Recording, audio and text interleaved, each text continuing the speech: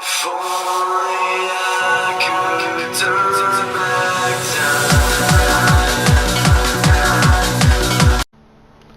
Hello, my conduits. ZT's back in the building, and welcome back to Skyrim. Now, this is not the Marvelous Misadventures of Mila Moonborn. Not at all, okay? And this is not a new series. What this is just a bit of an analysis and a wish list, I guess, since at E3, The Elder Scrolls 6 was finally announced, after so long. Now, there have already been tons of videos made about this, in the short span that has been announced. You know, Fudge Muppet pretty much deduced where it was going to be. And people have covered a lot of shit. Now, I'm not going to focus on that, or really anything. Anything important, that is. What I want to focus on is that the College of Winterhold, or more specifically, magic. The magic system in Skyrim is good. The magic system in Oblivion, also good. But both were mired with problems. I'm going to be talking about three things. Skyrim's magic system, how to improve the magic system, and how that could fit into gameplay, as in questing, combat, and other such bullshit. So, without further ado, let's start. Now, number one on the agenda, Skyrim's combat system, magic system. For example, this wolf over here. Let's just say Element. Simple death, you know? Projectiles.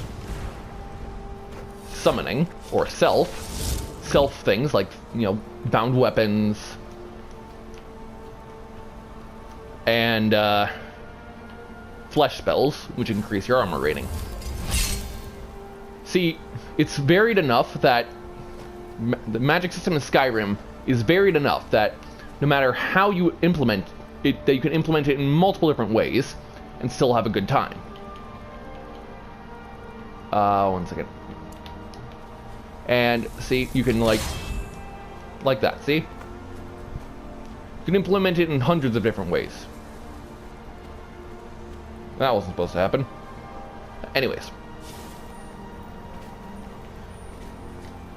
But in Oblivion, it was so much deeper.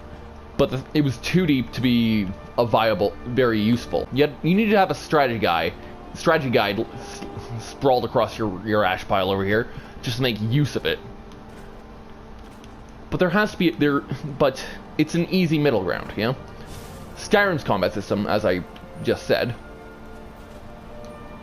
the skill system is quite nice. You've got the frost, the flames, the shock, and increase of that. Rune Master. The thing is that a lot of these perks are either too broad to be useful. Sorry, not too broad to be. Are either too narrow to be useful, or so broad that they break the game. Now, that might not seem like a complaint to some people, but it is. Because, for example, where is that? Here, alteration. Block 10% of a spell's effect. That, as I've been told, absorb 30% of magic of any spells that hit you. No, that is not what it means. It doesn't mean you absorb 30% of the magicka that it would cost to cast it. That's not how it works, which is stupid, because that's what it seems like it would work.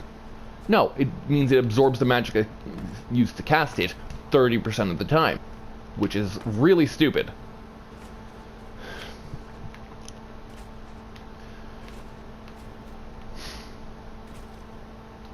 Now, item number 2 on the agenda, how to improve the magic system.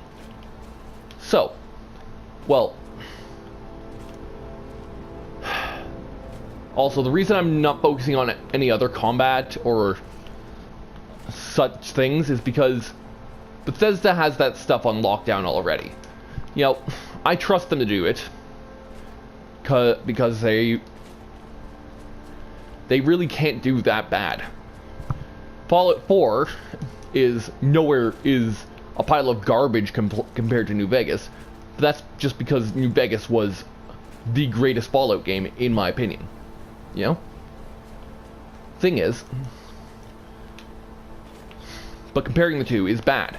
And so is comparing the magic systems and combat systems in between games. They have to change with the times. So, what I propose is something similar to the magic system, a sort of happy little middle ground between the Oblivion magic system and the Skyrim magic system. The simplicity of the Skyrim system allows you to just get whatever spell you want, but it's, you know, basic. It's not very good. You know, it's not that it's not good, but it's, you know, doesn't have any actual pop. You know? So I suggest that leveling up in a certain category, so say in Destruction, you learn Fireball, you learn Firebolt, Lightning Bolt, and Ice Spike. Or wherever their equivalent in the Elder Scrolls 6 will be. What I want is the ability, what I suggest is, the more you level up, so say at level, so at a Novice Destruction, you can only really make Novice spells, but you can do it at least competently. As you level up, go from, and reach level 25, if you're at like whatever the magic guild will be, because it's going to be, when you reach level 25, you'll be able to talk to the instructors at each level, because that was a really good way to implement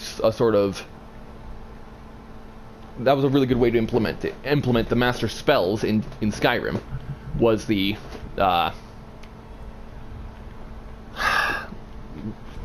how you would have the master's destruction things, master's lessons, or whatever they were called. I can't quite remember. It was a very good way to implement them. So I say, after each level, after each quest, you unlock the ability to, for instance, you unlock the ability to mix more spells together with more and more variants. For instance, say you want to use Telekinesis. Where is this? Telekinesis.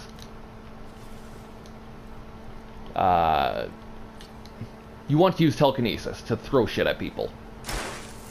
So you do it, and boom, you throw it. Thing is, you can't do much with that because it's just ragdoll damage. So you level up to unlock the ability to mess with Telekinesis, and you drop, say, a piece of charcoal. You customize a spell to do a certain type of elemental damage, say chaos. You know, like the chance to do one of, like, say, ice. You pick it up, and when it hits someone, it would do frost damage.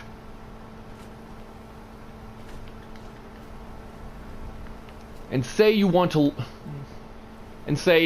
want to use Telekinesis on items anymore. You want to use it on people, like the vampiric grip ability that the Vampire Lord gets.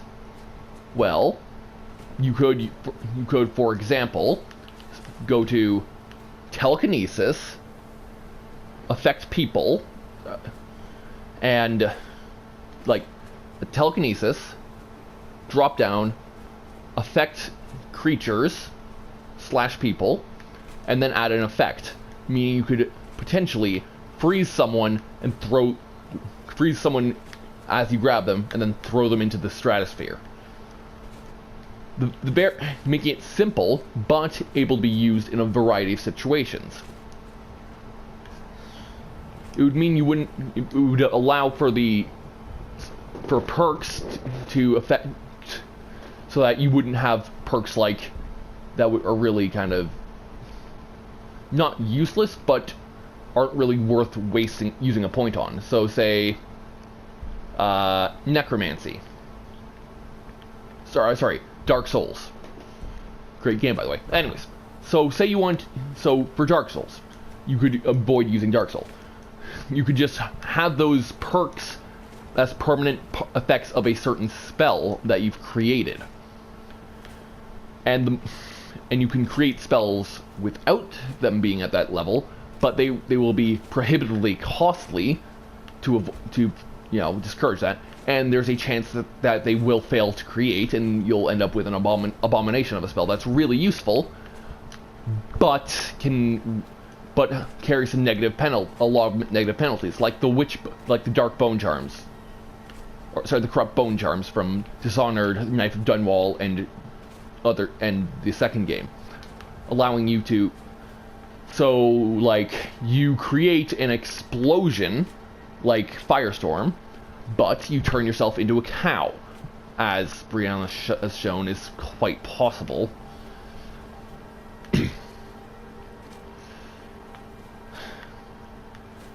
It's in my opinion, that is the best of both worlds. Now, it's not a perfect magic system, but it is a good idea. And with DLCs, you could add more choices, more variants. Like how in Dragonborn, you unlock the summon Ash Spawn spell. And in Dawnguard, you learn to summon Bone Men. Perhaps you could use a summon host spell, like that are added in this mod. Phylactrix Magic Vault, or I can't remember what it's called. So, you summon some random Atronach for 60 seconds. But for every 10 seconds it's alive, it spawns two more weaker Atronachs.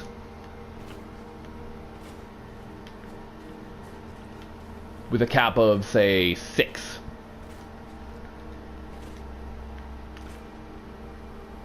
That would be a very fair way to balance it. And on the subject of balance, Enchanting. It's pretty much essential that you learn Enchanting if you're going to be playing this game on difficulties of even Adept. Because if you're like me and play with a lot of magic, you use up magic like it's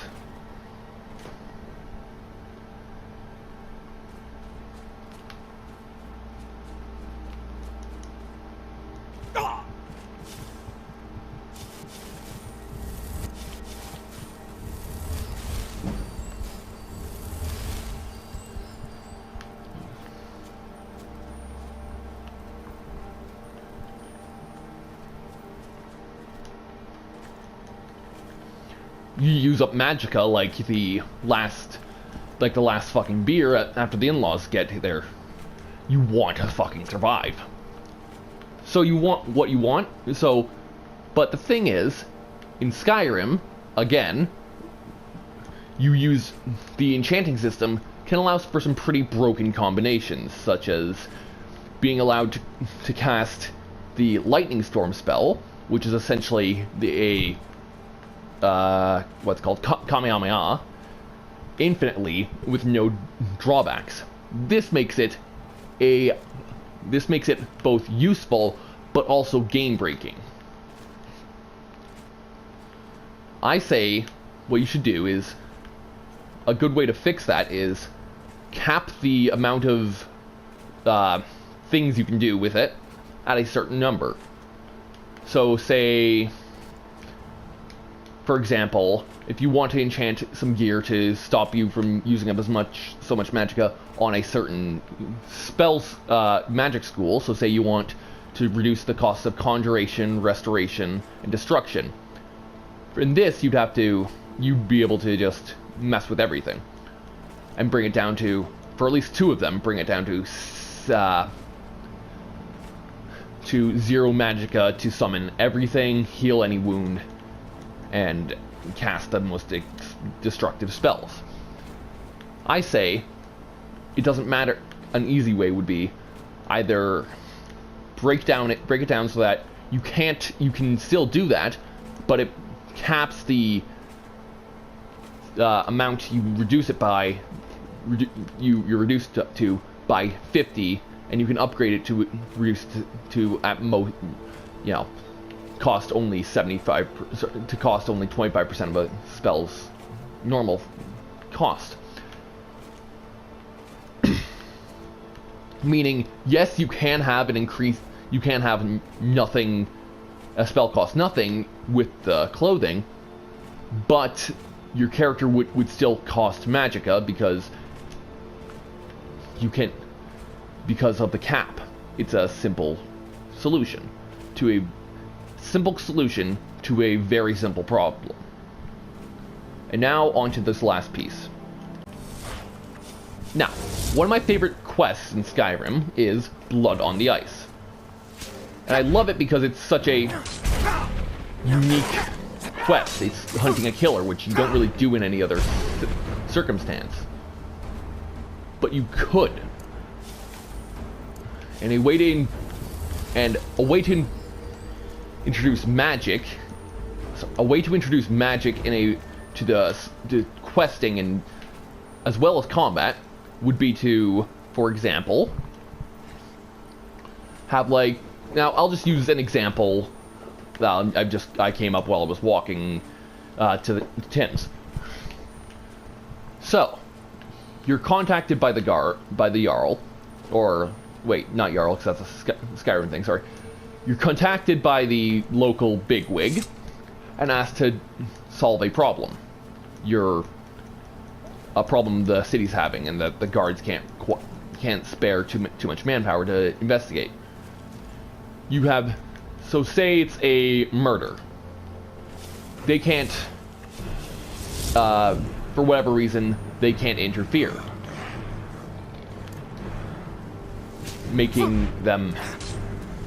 forcing them to contact you.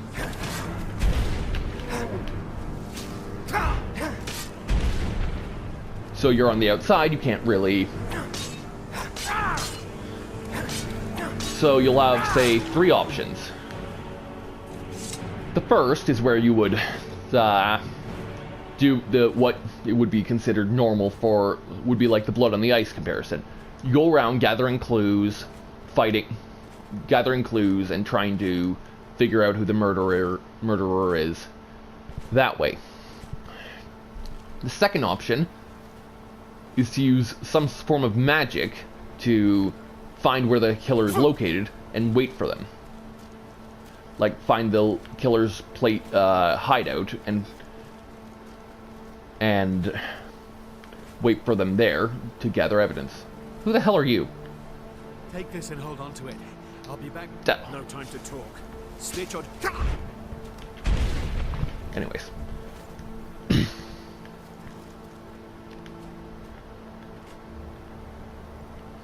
Oh wait, that idiot's gonna... Anyways. Now, say you're... Oh, shit.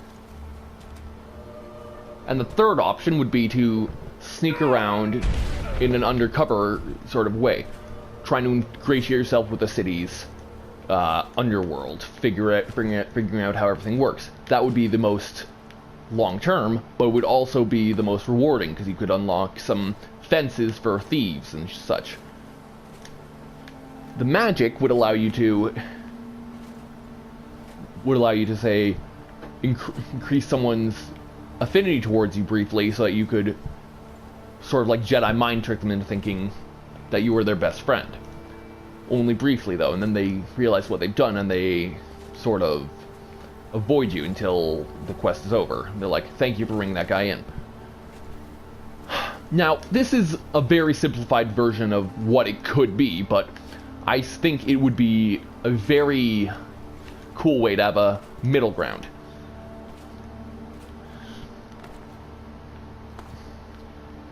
And you could integrate it, if not seamlessly, very well without much interruption into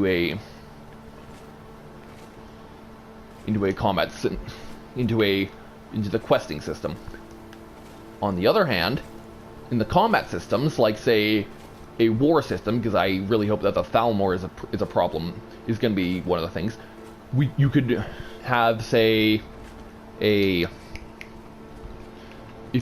when you're fighting, you can be assigned to a few roles based on what you know. If you're a warrior, for example, you'd obviously be assigned to front lines. If you're an archer, you'd be assigned to the back lines and picking off stragglers. If you're a mage, you would be assigned to, say, a shock troop or a shock squad, or you'd run around trying to heal people. And how well you perform dictated your reward. Assassins, you would be tasked with, you would be given different quests to like infiltrate an enemy stronghold, gather information, and exfiltrate. It could be a very beneficial thing. And I know this video is not very professional or high quality, but that's because I'm not a professional YouTuber. I don't have the sort of resources or the time to do in-depth analysis. But I think that the magic systems have always been a little lackluster. Oblivion, as I've said, was far too complex to be fun, and Skyrim was too linear for a lot of people's tastes. It was too dumbed down. It was still good. No one's saying it wasn't, but it was much too linear. And I just think that these simple changes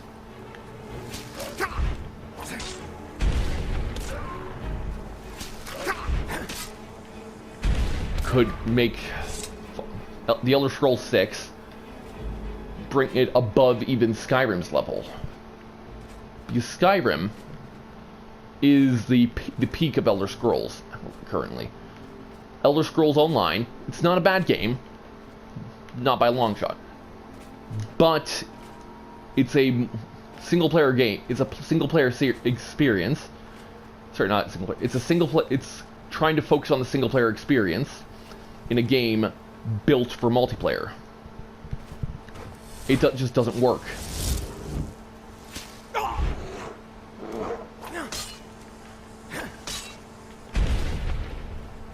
It just doesn't. But you could have it work.